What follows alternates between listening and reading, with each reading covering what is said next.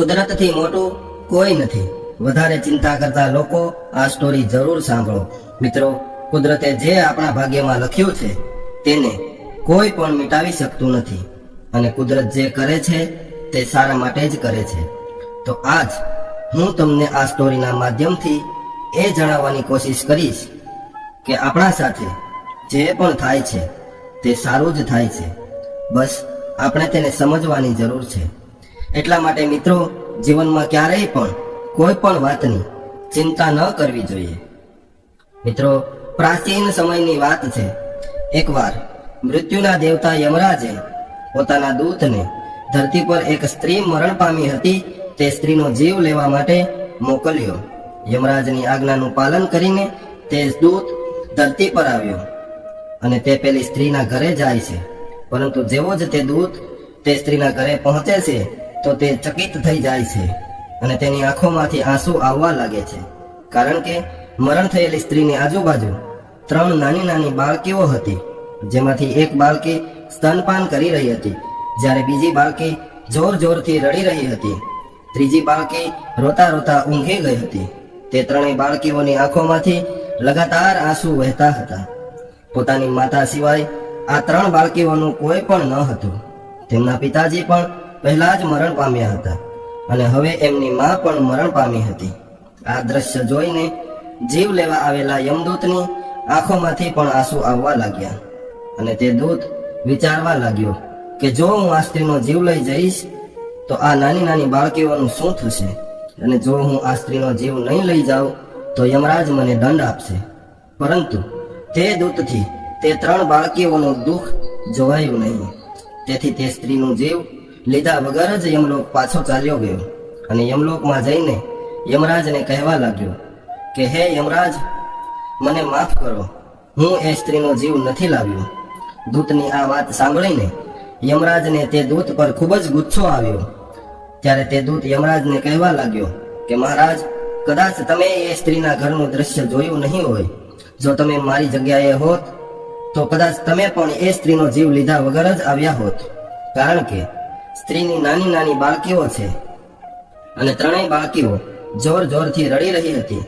તેમાંથી એક બાળકી તો સ્તનપાન કરી રહી હતી. તે 3 બાળકીઓની સંભાળ રાખનારું હવે કોઈ પણ નથી. હવે તમે મને કહો મહારાજ કે આવું દ્રશ્ય જોઈને હું કેવી રીતે એ સ્ત્રીનો જીવ લઈને આવું? મહારાજ, એ કરુણ દ્રશ્ય જોઈને મને તે સ્ત્રીનો જીવ લેવાનું મન ન થયું અને હું ખાલી હાથે તમારી પાસે આવ્યો. મહારાજ, જો હું એ સ્ત્રીનો જીવ લઈને આવ્યો હોત તો એ 3 બાળકીઓ અનાથ થઈ જાત. તે બાળકીઓની સંભાળ પછી કોણ રાખત? મહારાજ, એવું ન બની શકે કે આપણે તે સ્ત્રીને થોડો સમય આપીએ જેથી તે બાળકીઓનું પાલન પોષણ થાય અને તેઓ અનાથ થવાથી બચી જાય? આ સાંભળીને યમરાજ હસવા લાગ્યા અને તે દૂતને કહેવા લાગ્યા કે કદાચ તું વધારે સમજદાર થઈ ગયો છે અને તું પરમાત્માથી પણ મહાન થઈ ગયો છે. જેની ઈચ્છાથી જીવન મળે છે અને જેની ઈચ્છાથી મૃત્યુ મળે છે. એમ કહીને યમરાજે તે દૂતને કહ્યું, સારું, તું મને એ ખાતરી આપ કે હું એ સ્ત્રીનો જીવ નહીં લઉં તો શું તે સ્ત્રીના બધા દુઃખોનો સમાપ્ત થઈ જશે? ત્યારે તે દૂતે યમરાજને કહ્યું, હા મહારાજ, જ્યારે તમે એ સ્ત્રીનો જીવ નહીં લ્યો તો તે સ્ત્રી જીવિત રહેશે અને તે બાળકોનું સારી રીતે પાલન પોષણ કરશે અને ફરીથી તેમના જીવનમાં ક્યારેય દુઃખ નહીં આવે. આ સાંભળીને યમરાજ ફરીથી હસવા લાગ્યા અને દૂતને કહેવા લાગ્યા કે તે સ્ત્રીનો જીવ ન લાવીને એક મોટું પાપ કર્યું છે અને તેની તને સજા મળશે.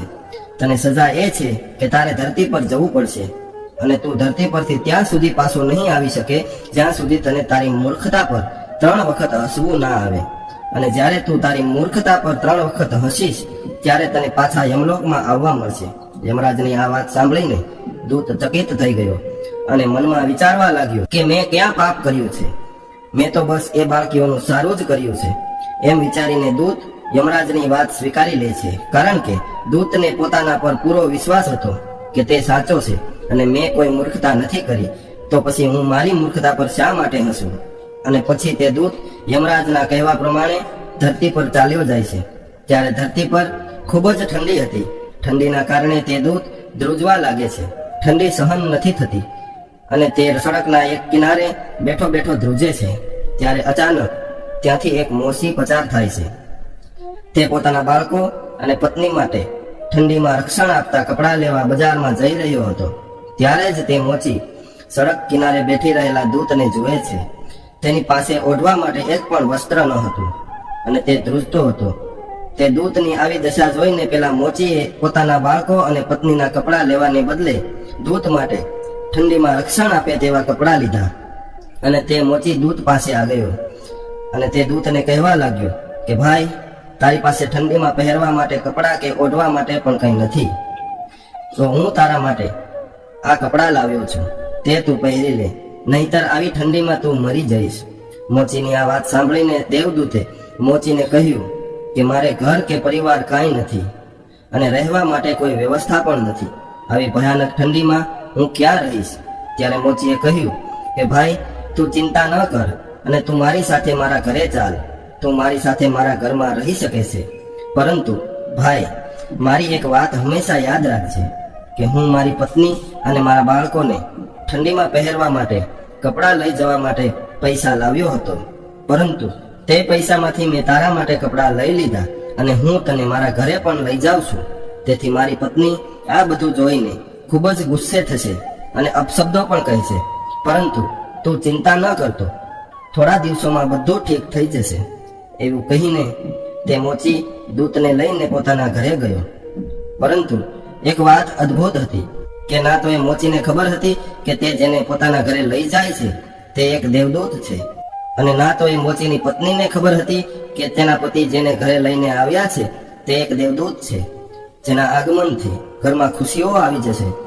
દેવદૂતને જોઈને મોચીની પત્નીએ કહ્યું કે તમે આ કોને લઈને આવ્યા છો અને તમે કપડાં કેમ નથી લાવ્યા? ત્યારે મોચીએ પોતાની પત્નીને બધી વાત કરતા કહે છે કે આપણી પાસે તો ઠંડીથી બચવા માટે બીજા ઘણા કપડાં છે, પરંતુ આ માણસ પાસે તો એક પણ વસ્ત્ર ન હતું, તેથી આપણા કરતા કપડાની વધારે જરૂરિયાત એને છે. જો મેં એની મદદ ના કરી હોત તો એ આ ઠંડીના કારણે મરી ગયો હોત, અને આ માણસ પાસે ઘર પણ નથી, તેથી હું તેને મારી સાથે આપણા ઘરે લઈ આવ્યો છું. ત્યારે મોચીની પત્નીએ મોચીને કહ્યું કે આપણે અહીં ધર્મશાળા ખોલી છે કે તમે ગમે તેને ઘરમાં લઈને આવો છો? આપણા ઘરમાં જ ખાવા માટે કેટલી મુશ્કેલી પડે છે, તેમાં તમે આ ભિખારીને પણ આપણા ઘરે લઈ આવ્યા. મોચીની પત્નીએ મોચીને ખૂબ જ અપશબ્દો કહ્યા. આ બધું પેલો દેવદૂત સાંભળી રહ્યો હતો, અને આજ તે દેવદૂત પહેલી વાર પોતાની મૂર્ખતા પર હસે છે. ત્યારે મોચી તેને હસતા જોઈ જાય છે. ત્યારે મોચી તે દેવદૂતને પૂછે છે કે કેમ ભાઈ, તું શા માટે હસે છે? ત્યારે દેવદૂતે મોચીને કહ્યું કે જ્યારે હું 3 વખત હસીશ તેના પછી જ હું તને કહીશ કે હું કેમ હસું છું. એના પહેલા હું તને કંઈ પણ ના બતાવી શકું. દેવદૂત પહેલી વાર એટલા માટે હસ્યો હતો કારણ કે મોચીની પત્ની એ જોઈ શકતી નહોતી એના ઘેર એક દેવદૂત આવ્યો છે, જેના આગમનથી ઘરમાં ખુશીઓ આવી જશે. પરંતુ મોચીની પત્નીની પણ કઈ ભૂલ નથી, કારણ કે માણસ કેટલા દૂર સુધી જોઈ શકે. મોચીની પત્નીને તો બસ પોતાના બાળકોના કપડાં ન લાવ્યા એને લઈને ચિંતા હતી, એટલે કે જે એની પાસે નથી તેને લઈને એ ચિંતિત હતી. પરંતુ દેવદૂતના રૂપમાં જે એને મળ્યું હતું એ તે જોઈ શકતી ન હતી. એટલા માટે મોચીની પત્નીની મૂર્ખતા પર દેવદૂત હસે છે. જે કપડાં એની પાસે નથી એને લઈને મોચીની પત્ની દુખી અને ચિંતિત થાય છે, અને જે એની પાસે જ છે દેવદૂત, એની એને કોઈ કદર નથી. ઘરમાં ખુશી ચાલીને આવી છે અને મોચીની પત્નીને કપડાની પડી છે. મિત્રો, જીવનમાં પણ દરેક માણસ સાથે આવું થયું હોય છે. જે વસ્તુ આપણી પાસે નથી કે જે વસ્તુ આપણા પાસેથી જતી રહી છે એને લઈને આપણે દુઃખી અને ચિંતિત રહીએ છીએ, પરંતુ જે આપણી પાસે છે એની આપણે કદર કરતા નથી, તેને આપણે જોઈ શકતા નથી. જે વીતી ગયું એને આપણે પાછું લાવી શકતા નથી. એટલા માટે મિત્રો, પાછળની વાતો યાદ કરીને જો આપણે બેઠા રહીશું તો આપણે જીવનમાં આગળ કેવી રીતે જઈ શકીશું? મોચીના ઘરમાં રહેતા દેવદૂતે 10 દિવસમાં મોચીનું કામ શીખી લીધું અને તે પણ સારા ચપ્પલ બનાવવા લાગ્યો. જોત જોતામાં એ દેવદૂતના ચપ્પલ ખૂબ પ્રસિદ્ધ થઈ ગયા. દૂર દૂરથી માણસો તેના બનાવેલા ચપ્પલ ખરીદવા આવતા. તેના કારણે મોચીના ઘરની દશા બદલાઈ ગઈ અને જોત જોતામાં મોચીના ઘરમાં એટલા બધા પૈસા આવવા લાગ્યા કે મોચી રાજા મહારાજાઓની જેમ જીવન જીવવા લાગ્યો.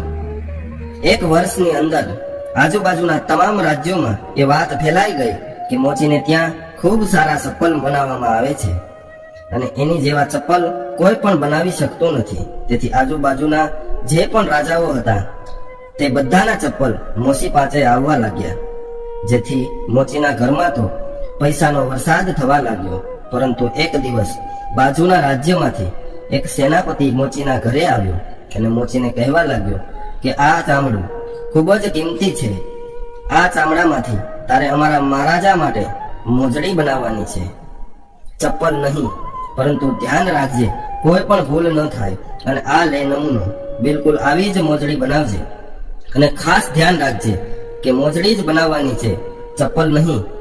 તે રાજ્યની એક પ્રથા હતી કે જ્યારે પણ કોઈ વ્યક્તિ મરી જાય, એ પછી રાજા હોય કે રાજ્યનો કોઈ પણ વ્યક્તિ હોય, ત્યારે તેની સાથે ચામડાના નવા બનાવેલા ચપ્પલ મૂકવામાં આવતા અને પછી જ તેનો અગ્નિ સંસ્કાર કરવામાં આવતો.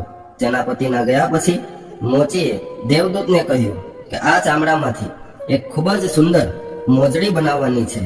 યાદ રાખજે, રાજાનો આદેશ છે કે આ કિંમતી ચામડામાંથી ચપ્પલ નહીં પરંતુ મોજડી જ બનાવવાની છે.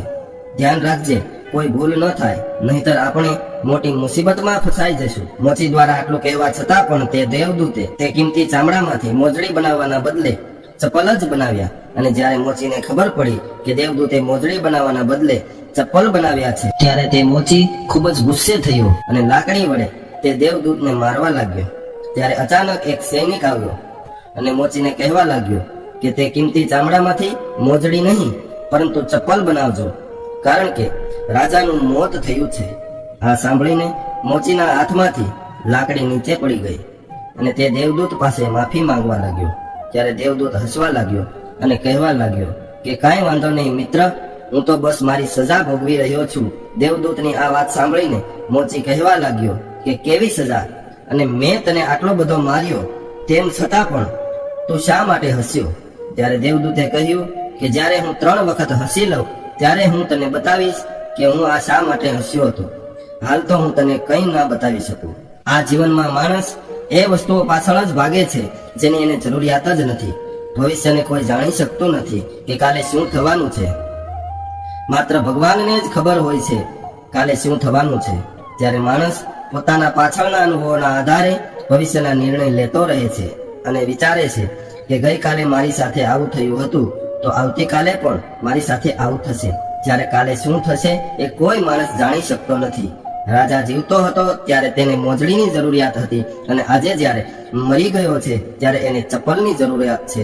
એટલા માટે મિત્રો, જીવનમાં ચિંતા કરવાનું છોડી દો અને ખુશીથી જીવન પસાર કરો. વૃદ્ધ અવસ્થામાં આપણે જવાન બનવાની કોશિશ કરીએ છીએ.